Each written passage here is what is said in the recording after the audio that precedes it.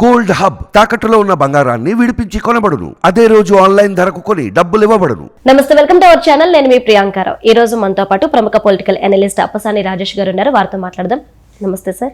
నమస్కారం సార్. ఏదైతే జగన్మోహన్ రెడ్డిపై దాడి జరిగిందో ఈ దాడికి సంబంధించి వైసీపీ నేతలు కొన్ని వ్యాఖ్యలు చేసుకుంటూ వస్తున్నారు. ఇదే నేపథ్యంలో సజ్జల రామకృష్ణారెడ్డి చేసిన వ్యాఖ్యలు ఏంటి అంటే, ఇది పక్కా కోల్డ్ బ్లడెడ్ మర్డర్ అనేసి అన్నారు. ఇది ఎంతవరకు వాస్తవం? అసలు ఏంటి ఇదంతా?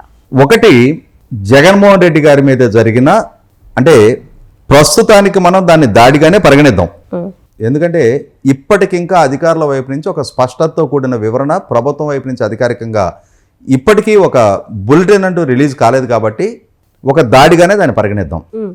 ఆయన మీద ఒక వస్తువుతో దాడి జరిగింది. అది ఏ వస్తువు? అది రాయితో దాడి చేశారా? సాక్షిలో నిన్న ప్రచురించినట్టుగా ఒక పదునైన వస్తువుతో దాడి చేశారా? ఏ ఆర్బిట్తో దాడి జరిగింది అనేది ఇప్పటికీ ఇంకా అధికారికమైన వివరణ ప్రభుత్వం వైపు నుంచి రాలా. అధికారికమైన ప్రకటన, సమాచారం అధికార వర్గాల నుంచి ఇప్పటికీ ప్రజలకు కానీ సమాజానికి కానీ ఇవ్వలేదనేది వాస్తవం. అసలు జరిగిన దాడి ఏ వస్తువుతో జరిగింది? ఆ దాడి ఇంటెన్సిటీ ఎంత? జగన్మోహన్ రెడ్డి గారి మీద ఆ దాడి వల్ల ఆయనకు జరిగిన ఆ గాయం తాలూకు ఇంటెన్సిటీ ఎంత అనేది ఒక స్పష్టతతో కూడిన వివరణ మొట్టమొదటగా ఆయనకు వైద్యం చేసిన, ప్రాథమిక వైద్యం చేసిన డాక్టర్లైనా ఇవ్వాలి. లేదు అని అంటే గవర్నమెంట్ హాస్పిటల్లో ఆపరేషన్ థియేటర్లో ఆయనకి స్టిచెస్ వేశారు.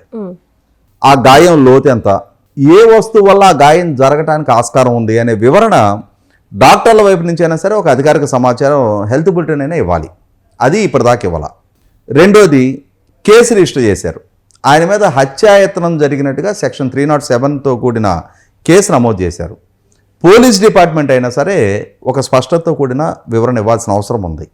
మీకు కానీ నాకు కానీ ఉన్న కనీస పరిజ్ఞానం ప్రకారం ఇప్పటి వరకు పోలీస్ డిపార్ట్మెంట్ వైపు నుంచి కూడా ఎటువంటి అధికారికమైన బులెటిన్ ఇప్పటిదాకా రిలీజ్ కాల. కానీ YCP party, YCP social media, YCP వ్యూహకర్తలు, వాళ్ళ నాయకులు పుంకాలుగా ప్రెస్ మీట్లు పెట్టేసి దాన్ని ప్రధాన ప్రతిపక్ష నాయకుడికి ఆపాదిస్తూ ఇది జగన్మోహన్ రెడ్డి గారి మీద జరిగిన హత్యా ప్రయత్నం అని చెప్పని స్పష్టం చేస్తున్నారు. అంటే జగన్మోహన్ రెడ్డి గారి మీద రాయి దాడి జరిగింది, క్యాట్ బాల్తో దాడి చేశారు అని చెప్పని వైసీపీ పార్టీ, వైసీపీకి సంబంధించిన వాళ్ళ కుటుంబ యాజమాన్యంలో ఉన్న పత్రిక ద్వారా ముందు నిన్నటంతా కథనాలు నడిచినాయి. అంటే ఒక క్యాట్ బాల్ తోటి, ఒక రాయితోటి జగన్మోహన్ రెడ్డి గారి మీద గనక దాడి జరిగితే దాన్నే హత్యాయతనంగా కనుక భావించాల్సిన పరిస్థితి ఉత్పన్నమైతే మరి ఇదే ప్రభుత్వం వివరణ ఇవ్వాల్సిన చాలా అంశాలు ఉన్నాయి. ఎందుకంటే ఇదే ప్రభుత్వ హయాంలో జగన్మోహన్ రెడ్డి గారు ముఖ్యమంత్రిగా పదవి బాధ్యతలు చేపట్టిన తర్వాత అమరావతి పర్యటనకు వెళ్ళిన చంద్రబాబు నాయుడు గారి మీద రాళ్ళు చెప్పులతో ఆయన కాన్వాయ్ మీద దాడి జరిగితే ఆనాడు డీజీపీగా ఉన్న గౌతమ్ సవాంగ్ గారు ఆ రోజు చేసిన ప్రకటన ఏంటి? చంద్రబాబు నాయుడు గారి మీద నిరసనలో భాగంగా దాన్ని పరిగణించాలి. చంద్రబాబు నాయుడు గారి పట్ల ప్రజల్లో చాలా వ్యతిరేకత వ్యక్తమైంది కాబట్టి ఎన్నికలు ఆయన ఓడిపోయారు. ఆయన పట్ల నిరసన తెలియజేయడం అంతర్భాగంగానే దాన్ని పరిగణించాలి తప్ప దాన్ని దాడిగా పరిగణించవసరం లేదు. ఇది ప్రజల భావ ప్రకటన స్వేచ్ఛలో భాగంగానే దీన్ని పరిగణించాలి అని చెప్పని స్వయాన రాష్ట్ర డీజీపీగా ఉన్న గౌతమ్ సవాంగ్ గారు మీడియా ముఖంగా ప్రకటన చేశారు. ఎస్, ప్రజల్లో నిరసన వ్యక్తం అవుతూ ఉన్నప్పుడు ఆ నిరసనలో భాగంగా రాళ్ళు చెప్పులు ఇసట్టాన్ని భావ ప్రకటన స్వేచ్ఛగానే పరిగణిస్తున్నారు అనుకున్నప్పుడు ఇప్పుడు జగన్మోహన్ రెడ్డి గారి పట్ల కూడా నిరసనలో భాగంగానే దాన్ని భావించాలేమో. డీజీపీ స్థాయిలో గౌతమ్ సవాంగ్ గారు అటువంటి ప్రకటన చేసినప్పుడు ముఖ్యమంత్రి హోదాలో జగన్మోహన్ రెడ్డి గారు ఏం చేసి ఉండాల్సింది? ఆ డీజీపీని సమన్ చేసి పిలిపించి మన పాలనలో ప్రధాన ప్రతిపక్ష నాయకుడికి రక్షణ కల్పించాల్సిన బాధ్యత కూడా మనదే, ఇటువంటి అవాంఛనీయ సంఘటనలకు పాల్పడుతున్న పౌరుల్ని అడ్డుకొని తీరాలి, మన పార్టీ శ్రేణులు అయినా సరే దాన్ని అడ్డుకొని తీరి ఆయనకు రక్షణ కల్పించాల్సిన బాధ్యత మనది, ఇటువంటి బాధ్యత రాయిచ్చే ప్రకటన ఇంకొకసారి చెయ్యొద్దు, ప్రధాన ప్రతిపక్ష నాయకుడు కూడా మన రాష్ట్ర పౌరుడే, మన పాలనలో ఆయనకి రక్షణ బాధ్యతలు కూడా మనయే అని చెప్పని చెప్పుండాల్సింది. ఆ విధమైన హుందాతనాన్ని ముఖ్యమంత్రి ప్రదర్శించి ఉండాల్సింది. స్టేట్స్మెన్షిప్ ప్రదర్శించి తీరాల్సిన బాధ్యత ముఖ్యమంత్రిది. కానీ ఆ విధమైన వైఖరి ప్రదర్శించినట్టు ఎక్కడైనా కనీస మాత్రం సమాచారం మీడియాగా మీకైనా మాకైనా సగటు ఆంధ్రప్రదేశ్ పౌరుడికైనా ఎక్కడా లేదు. అంటే జగన్మోహన్ రెడ్డి గారు కూడా రాష్ట్ర డీజీపీ ఇచ్చిన బాధ్యతారాహిత్య ప్రకటన ఎండార్స్ చేస్తున్నట్టుగానే మనం భావించాల్సి ఉంటుంది. అంటే ప్రతిపక్ష నాయకుడి మీద జరిగిన దాడిని భావ ప్రకటన స్వేచ్ఛగానే రాష్ట్ర ముఖ్యమంత్రి కూడా పరిగణించినట్టుగానే మనం భావించాలి. మరి అటువంటప్పుడు ఇవాళ జగన్మోహన్ రెడ్డి గారి మీద జరిగిన దాడిని హత్యాయతనంగా ఎట్లా వైసీపీ పార్టీ భావిస్తుంది? అంటే ప్రతిపక్ష నాయకుడి మీద దాడి జరిగితే భావ ప్రకటన స్వేచ్ఛ, ముఖ్యమంత్రి మీద మాత్రం ఒక అటెంప్ట్ జరిగితే దాన్ని హత్యాయతనంగా ఎట్లా భావిస్తున్నారు? 100కి 100 ముఖ్యమంత్రి గారి మీద జరిగిన దాడి ఎంత ఆక్షేపణీయమో ప్రతిపక్ష నాయకుడి మీద జరిగిన దాడి కూడా అంతే ఆక్షేపణీయం. కానీ ఇదే పార్టీ, ఇదే ప్రభుత్వం ముఖ్యమంత్రి గారి దగ్గరికి వచ్చేటప్పటికి చూపిస్తున్న కన్సర్న్, ఈ వ్యక్తం చేస్తున్న ఆందోళన, వెలుబుచ్చుతున్న సందేహాలు, మోపుతున్న ఆరోపణలు, ఇవన్నీ ప్రతిపక్ష నాయకుడి మీద జరిగిన దాడి అంశంలో ఎందుకు విస్మరించారు? ఎందుకంత బయాసుడ్గా ఉంటున్నారు? వైసీపీ పార్టీ వేరు, ప్రభుత్వం వేరు. ముఖ్యమంత్రిగా జగన్మోహన్ రెడ్డి గారు వేరు, వైసీపీ పార్టీ అధ్యక్షుడిగా జగన్మోహన్ రెడ్డి గారు వేరు. రాజకీయపు విమర్శలు, ప్రతి విమర్శలు ఒక అంశం, ప్రభుత్వ పరంగా పాలకుడిగా తీసుకోవాల్సిన కట్టుదిట్టమైన కల్పించాల్సిన రక్షణ పరంగా ముఖ్యమంత్రికైనా ప్రతిపక్ష నాయకుడికైనా ఒకే ప్రాతిపదికగా బాధ్యత తీసుకోవాలి. ఒకనాడు 2019 ఎన్నికలకు ముందు ముఖ్యమంత్రి స్థానంలో చంద్రబాబు నాయుడు గారు ఉన్నారు, ప్రతిపక్ష నాయకుడి స్థానంలో జగన్మోహన్ రెడ్డి గారు ఉన్నారు. ఆ రోజున ఆనాటి ముఖ్యమంత్రి చంద్రబాబు నాయుడు గారిని నడి బజార్లో కాల్చాలి అనే ఆవేశపు ప్రకటన జగన్మోహన్ రెడ్డి గారి వైపు నుంచి చేసిన ఆయన్ని ప్రతిపక్ష నాయకుడిగానే పరిగణలోకి తీసుకొని ఆనాటి ప్రభుత్వం ఆయన స్వేచ్ఛాయుత రాజకీయ కార్యకలాపాలకి ఎక్కడా ఎటువంటి ప్రతిబంధకాలు కల్పించకుండా పూర్తి స్థాయి రక్షణ చర్యలు ఆనాటి ప్రభుత్వం తీసుకుంది. కానీ ఈ ప్రభుత్వ హయాంలో ఇదే చంద్రబాబు నాయుడు గారు అనుమతి తీసుకొని విశాఖపట్నం పర్యటనకి వెళ్తే ఆ విశాఖపట్నంలో పర్యటన చెయ్యనివ్వకుండా అడ్డుకునే నేపథ్యంతో అక్కడ వైసీపీ శ్రేణులు విశాఖపట్నం ఎయిర్పోర్ట్ దగ్గర హంగామా సృష్టిస్తుంటే అనుమతి తీసుకొని పర్యటనకు వచ్చిన చంద్రబాబు నాయుడు గారికి రక్షణ కల్పించి వాళ్ళని అడ్డుకోవాల్సిన పోలీస్ డిపార్ట్మెంటు ఈయన్ని అడ్డుకొని ఈయనకు నోటీస్ ఇచ్చి వెనక్కి పంపించిన తీరు చూసాం. ఈ అంశాన్ని గౌరవ హైకోర్టులో తెలుగుదేశం పార్టీ ఛాలెంజ్ చేస్తే ఇదే డీజీపీ గారు స్వయానా కోర్టుకు వచ్చి చేతులు కట్టుకొని సంజాషించుకున్న తీరు చూసాం మనం. అంటే ఇక్కడ ప్రతిపక్షానికి రక్షణ కల్పించడంలో ఈ ప్రభుత్వం విఫలమైంది. నందిగామలో పర్యటిస్తున్న చంద్రబాబు నాయుడు గారి మీద రాళ్లదాడి జరిగితే ఆ రాళ్లదాడిని అడ్డుకోబోయిన ఒక ఎన్ఎస్జీ కమాండో తలకు రక్తపు గాయమైంది. అది చంద్రబాబు నాయుడు గారి మీద జరిగిన హత్యాయత్నంగానే ప్రభుత్వం పరిగణిస్తుందా?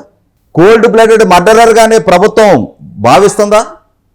అంటే చంద్రబాబు నాయుడు గారిని హత్య చేయడానికి ఒక కోల్డ్ మర్డరర్ అటెంప్ట్గానే ప్రభుత్వం దాన్ని ఆ రోజు పరిగణించిందా?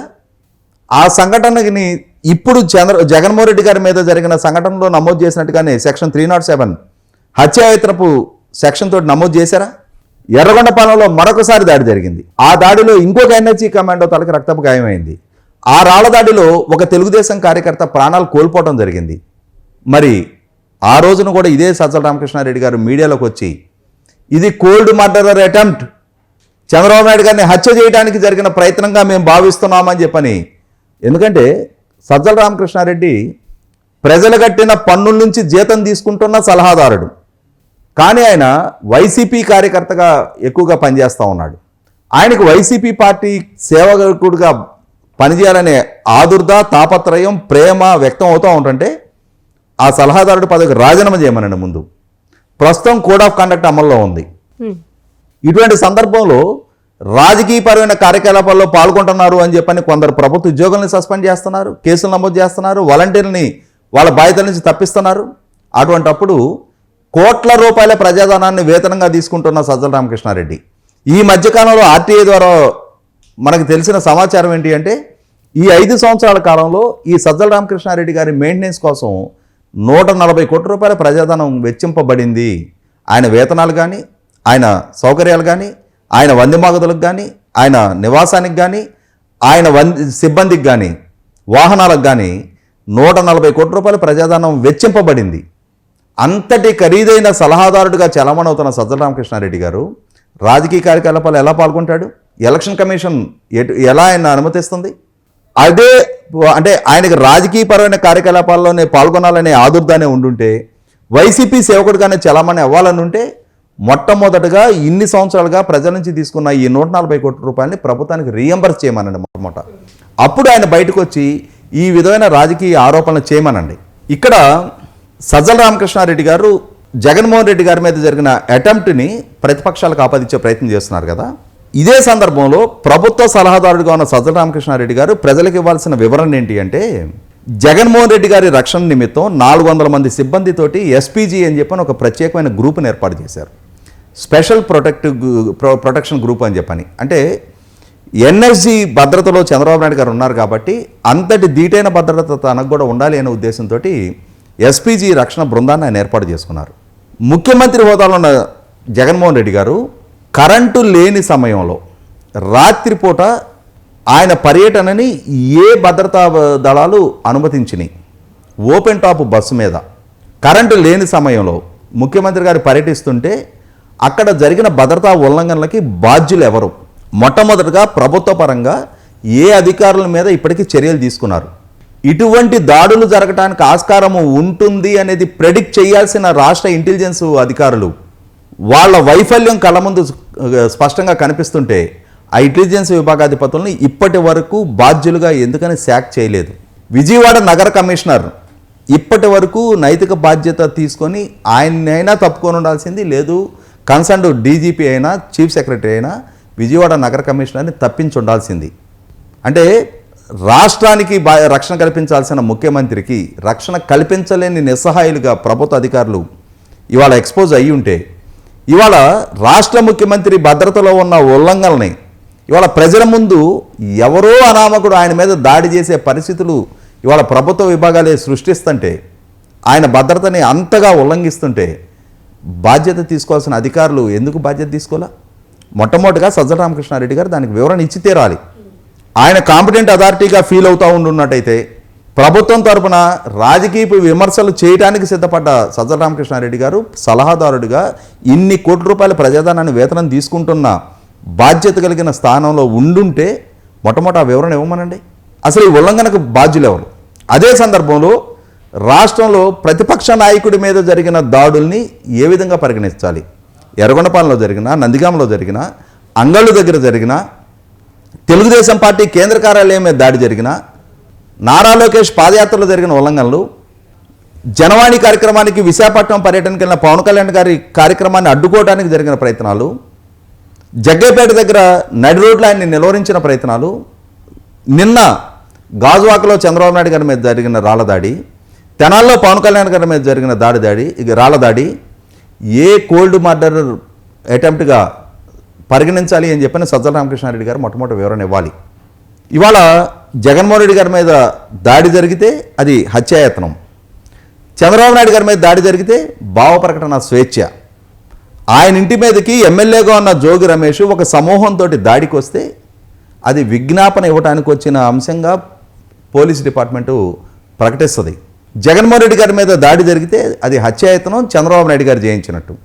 ఈ విధమైన రాజకీయపు ప్రకటన చేయటం ద్వారా అసలు సిసలు లోతైన దర్యాప్తు జరపకుండా ముందుగానే వీడెట్లా రాజకీయ ప్రకటన చేస్తుంటారు? ఇదే సజ్జల రామకృష్ణారెడ్డి గారు సాక్షి యాజమాన్య బాధ్యతలు చూస్తున్న రోజుల్లోనే వివేకానంద రెడ్డి గారి హత్య జరిగితే దాన్ని నారాసుర రక్త చరిత్ర అని చెప్పని రాశారు. ఇవాళ అదే సాక్షి మరొకడుగు ముందుకేసి నారాసురుడిది రక్త చరిత్రే, శకుని, దుర్యోధనుడు, దుశ్శాసనుడు అంశంతో చంద్రబాబు నాయుడు గారు, ధృతరాష్ట్రుడి అంశంతో చంద్రబాబు నాయుడు గారు దుష్ట చతుష్ట భావజాలంతో చంద్రబాబు నాయుడు గారి రాజకీయ నేపథ్యం అంతా ఉంది. వంగవీటి మోహన్ రంగ గారి హత్య, ఎన్టీ రామారావు గారి పిఏ రాఘవేంద్రరావు గారి మరణం, వీటన్నిటి వెనక చంద్రబాబు నాయుడు గారి పాత్ర ఉంది అని చెప్పని ఇవాళ తప్పుడు కథనాలు రాస్తున్న నేపథ్యంలో, ప్రజలకి తప్పుడు సమాచారాన్ని అందిస్తున్న నేపథ్యంలో, ఎన్నికల కోడ్ ఆఫ్ కాండక్ట్ అమల్లో ఉండగా ప్రతిపక్ష నాయకుడి వ్యక్తిత్వ హననానికి బాహాటంగా పూనుకుంటున్న నేపథ్యంలో ఖచ్చితంగా ప్రభుత్వ పరంగా వివరణ ఇచ్చి తీరాల్సిన అవసరం ఉంది. ఇదే సందర్భంలో ఎలక్షన్ కమిషన్ కూడా కఠినమైన చర్యలకు ఉపక్రమించాల్సిన అవసరం ఉంది. బాహాటంగా వ్యక్తిత్వ హననానికి పాల్పడుతున్న వాస్తవాలను వక్రీకరించి ఆనాడు చంద్రబాబు నాయుడు గారికి హత్య కేసును ఆపాదించారు. సిబిఐని ఏమినికి తెలిసింది? సూత్రధారులు పాతదారులు ఎవరని చెప్పని నిర్ధారణ చేసింది, బాధ్యులు ఎవరని చెప్పని అరెస్ట్ చేసింది. ఇవాళ అక్యూజ్డ్గా ఎవరున్నారు? అటువంటి సందర్భంలో ఇదే విష ప్రచారం జగన్మోహన్ రెడ్డి గారి కుటుంబ యాజమాన్యంలో ఉన్న పత్రిక ఆనాడు ఈనాడు ఆ ఎన్నికలకు ముందు ఆ ప్రచారం, ఈ ఎన్నికల ముందు ఈ ప్రచారానికి పాల్పడుతుంటే వాళ్ళ శ్రేణులు ఇదే వరవడు కొనసాగిస్తుంటే ఖచ్చితంగా ఎలక్షన్ కమిషను కఠినమైన చర్యలకు ఉపక్రమించాలి. ఇదే సందర్భంలో ప్రజలు వీటిని పరిగణలోకి తీసుకోవడానికి సిద్ధంగా లేరు. పాలకుడుగా ఉన్న జగన్మోహన్ రెడ్డి గారి పాలనా దక్షత ప్రాతిపదికగా ఎన్నికల్లో ప్రజలు ఓటేయడానికి సిద్ధపడతారు తప్ప ఇదే హ్యాబిచువల్ అఫెండర్స్ లాగా ప్రతి సందర్భంలో ఇదే విధమైన వ్యవహార శైలితోటి ప్రజల దగ్గరికి ఒక ఎమోషనల్ డ్రామాలు క్రియేట్ చేయడానికి సిద్ధపడితే ప్రతి సందర్భంలో వీటిని పరిగణలోకి తీసుకోవడానికి ప్రజలు సిద్ధంగా లేరు. అది సజ్జల రామకృష్ణారెడ్డి గారు రియలైజ్ అయితే వాళ్ళకు కొంత గౌరవం ఉంటుంది. కాదు అని అంటే ప్రజలు ఆల్రెడీ ఒక నిశ్చయాభిప్రాయానికి వచ్చేస్తున్నారు. Right, thank you so much sir.